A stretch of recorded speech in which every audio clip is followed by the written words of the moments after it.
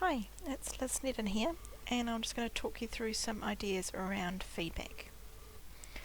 So this is my ideal feedback process. Don't always get there with every student, but this is what my ideal would be. So this would be when I'm doing a practice task or when I'm just doing a smaller investigation. So they would first submit their first draft. I then give them some feedback on it, and I would give them written feedback only.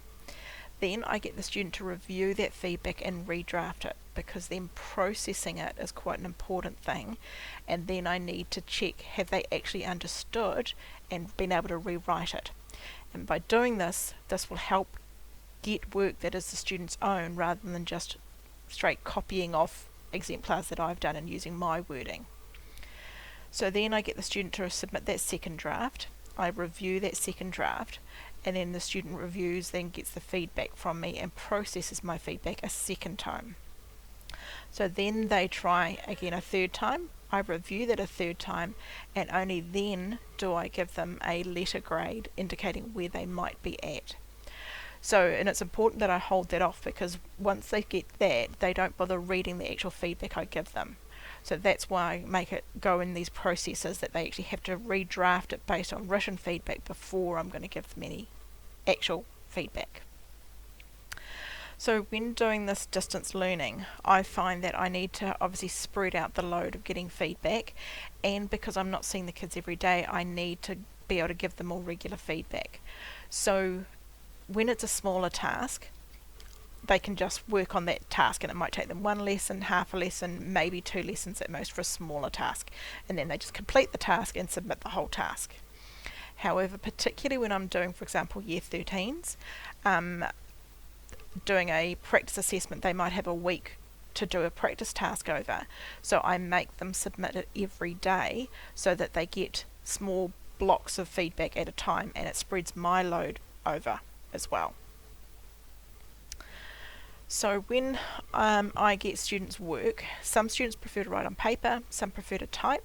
So some students have got a printer at home where they'll print the work out, or they might already have a workbook, or they've just got their maths exercise book that they can work on. Or some students would rather quite happy to work and type their answers up into a document. So I need to think about both types. So when they're ready to share that with me, they can either upload, and that can send that to email, Google Classroom, anything else.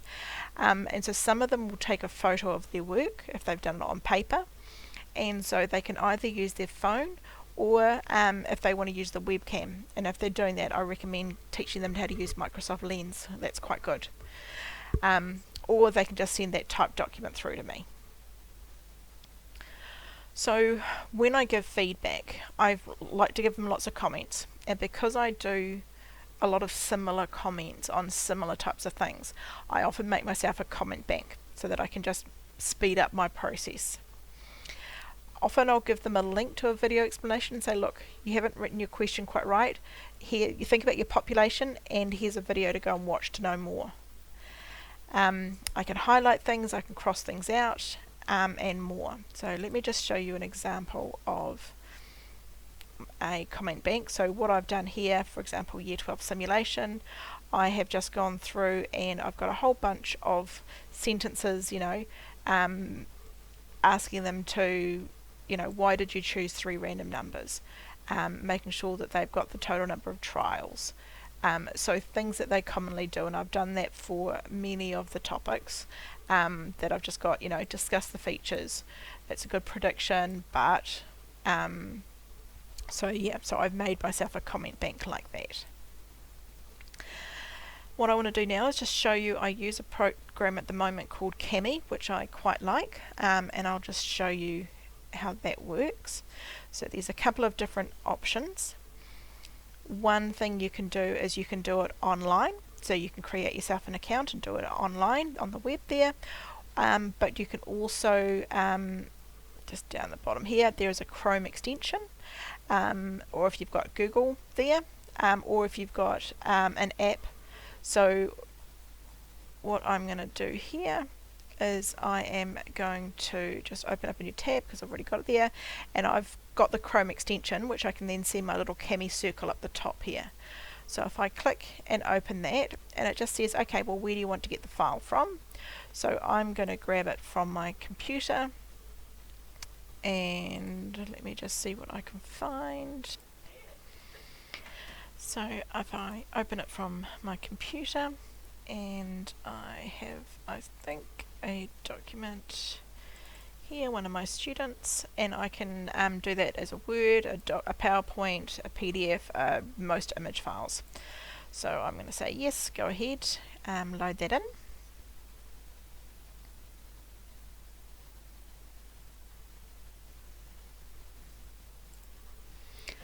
And so that loads this up into my Cami. So you can see you've got a number of different tools down the side here.